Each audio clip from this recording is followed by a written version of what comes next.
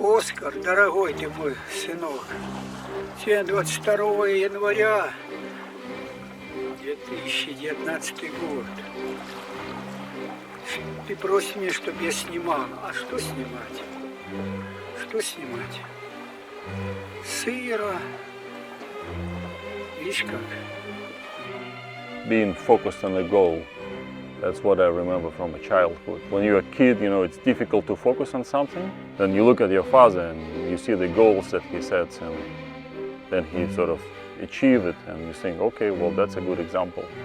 Ну, я пока еще не прошел, и такой цели для меня находиться в океане – это уже большое достижение. I don't have a goal to be the first person to row the Southern Ocean.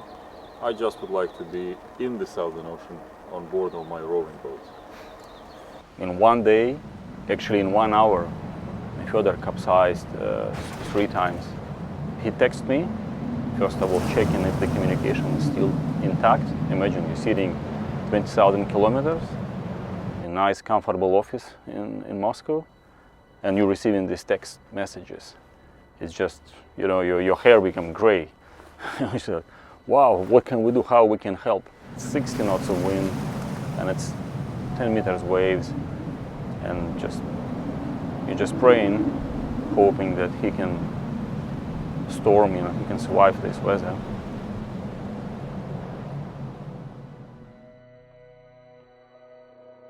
On the 10th, we're getting 45 knots from northerlies the whole day. 45, gusting 60. So we won't be able to do anything except just go back and hide by the island somewhere. He will be blown south, I don't know, maybe another 30, 40, 50 miles. It's difficult to catch. Even if he's around Cape Horn area, we should pull him in, start pulling him. So the 9th... You mean not waiting the crossing the latitude? Well, it depends. Well, we can sort of... But it's possible not waiting crossing. Instead of chasing him, we'd like to go and meet him before he reaches the Cape Horn. That probably will compromise his idea because he wanted to round Cape Horn. I think it is time now to go and pick him up. We can probably let him drift for another day or two just to cross the longitude of Cape Horn, but it's a very thin air between a success and a catastrophe. It's a gamble that I don't want to take as a manager and as a son, trying to think about how we present it to the public, which island he rounded, but at the end of the day, he spent 150 days in the Southern Ocean, and now this day is, you know, very, very decisive. We have to make a decision, and it should be right. To me, there's no question about it. Fedor does these things to test himself, to test the limits of humans. He doesn't do it for bravado or ego or for sponsorship. He just does it for himself. He does it, he gets on with it, and then he moves on to the next project. I think really on this trip, maybe Fedor found his limit or the limit of people. There's a lot lost in translation here. For what reason? For the wind strength. We need to go. It's 3 o'clock, no? Yeah. I'd like to go and see this Ignacio and speak to him what's going on. Yeah. Or do they make the close the port? The port is closed.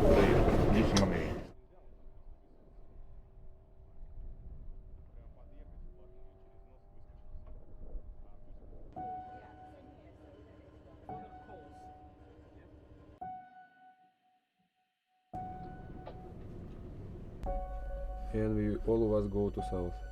Boom. This is what, midnight? It's 6 in the morning. I think we can tell the guys from Sara just to wait in the Martial. Yeah, the Southern Ocean is really a place to be feared and respected, and for Fedor to be out just day after day, week after week, month after month, just completely at the whim of the Southern Ocean and what it can do to us little humans. It scares me for him.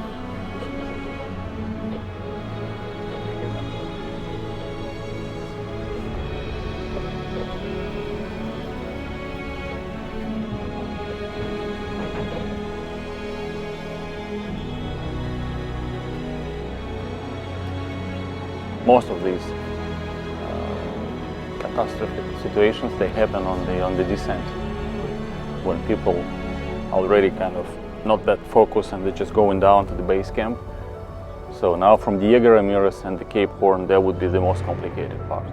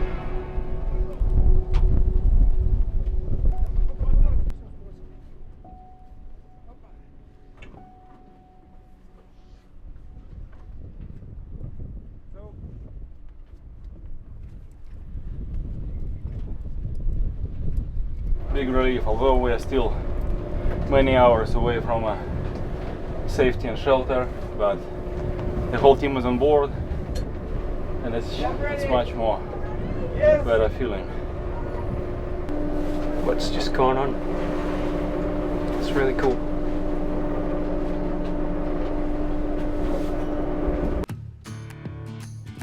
I mean, I'm sure anyone else that had done this voyage and been through what he's been through would be just a nervous wreck at the end of it when we picked him up.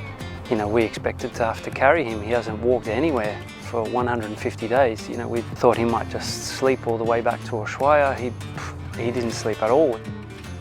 His mental state after such low points and such fear was, he was just back to normal Fedor, which is amazing. It's a misconception that the Cape Horn is the ultimate goal. The Cape Horn starts 1,000 miles west, and you're getting all this weather, 50, 60 knots, 10 meters waves, because the Cape is just the rock, any rock. Diego Ramirez, even further south. When you see the rock, it means, you know, it's all over. You're done, you know, you've been there. So in my opinion, and in Fedor's opinion, it never was considered as a failure. There are some rules, and Fedor has to pass the longitude of any Chilean island, so basically to be in the inland territorial waters of Chile, and Diego Ramirez is the perfect example for that.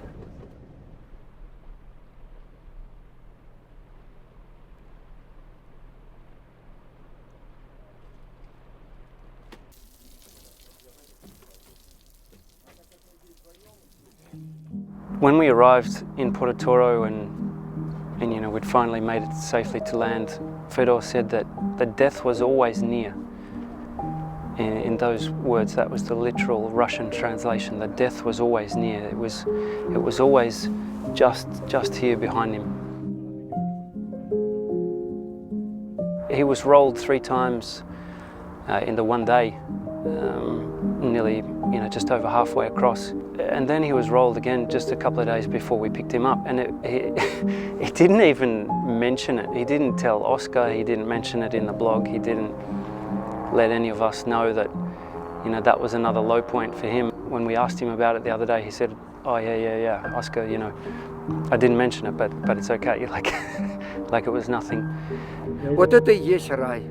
This is the paradise. Yes. We people searching for paradise, but we live in paradise. Да, вот это есть, а все думают там, нет, здесь. People think the paradise is somewhere else in a different place. But this is, look around, this is a paradise. We're living in a beautiful environment. А, ну,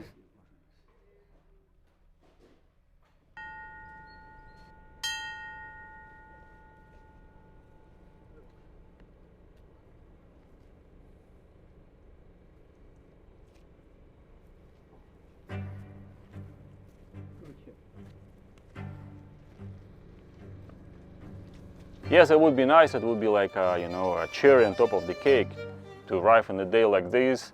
Fedor just rowing 5 miles close to Cape Horn. We're all taking pictures with the ferry and lots of people. But Fedor was extremely lucky in this project, and that he didn't break his arm, leg, ribs, shoulder for 154 days. Many people, including our friends, said that this is his last adventure. When we were opening the exhibition in St. Petersburg in March, one journalist said, well, probably it will be a post-mortem exhibition. So Fedor will never see this exhibition because he will never make it. We're deep in the winter, lots of snow, hail, cold, half of the instruments not working on board. What would you expect? He will be just pushing south towards the Antarctica or on the rocks of Chilean coast, smashed, demolished, and that's it, the end of story. It was very unpleasant for me to hear this, but at the same time I realized that, Southern Ocean claimed a lot of lives. It's like Mount Everest. You have to be prepared for that as a project manager and as a son, and Fedor was prepared for that as an adventure. You have to take these chances that you may not come back. We have zero complaints to nature, to the Southern Ocean, and to our luck, because Fedor is here with us now in Ushuaia, enjoying this beautiful weather and in winter, and tomorrow we're going back home.